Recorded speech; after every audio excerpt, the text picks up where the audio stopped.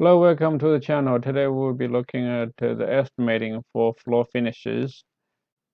So in this table, you can see we have three types of floor finishes, and we're going to apply floor finishes to different areas of the house, anywhere from the entry, family room, dining, kitchen, bedroom, bathroom, and a closet.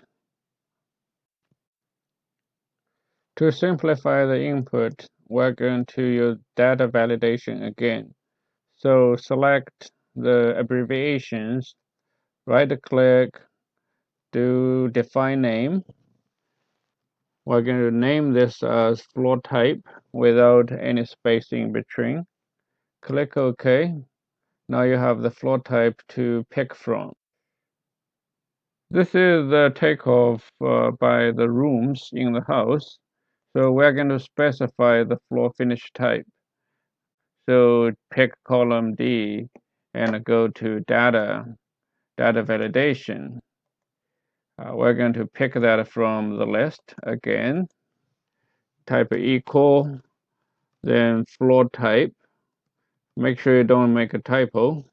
Now you should be able to pick the floor type for a room. Keep doing that for the rest of the list.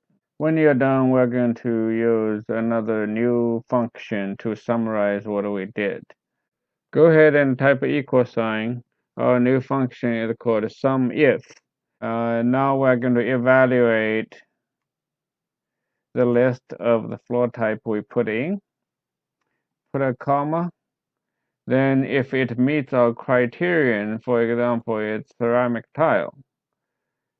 Click on that and then put another comma. Then we're going to add up the floor area associated with ceramic tile. Close the bracket. Let's do this again. Equals SUMIF. The list of floor types we put in. Our criterion will be resilient tile. Another comma.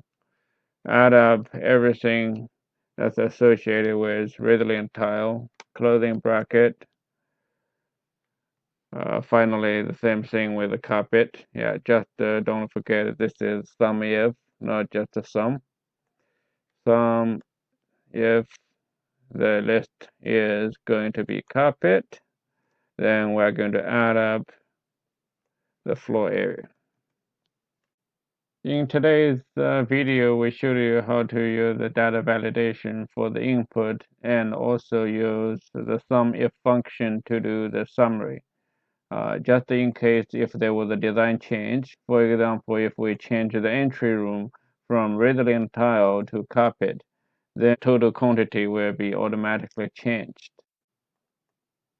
Just to change it back, and then you will have the same number as before. The same idea for selective adding can be applied to other kind of estimate. Hopefully we learned something from this video, and we'll see you next time. Thank you.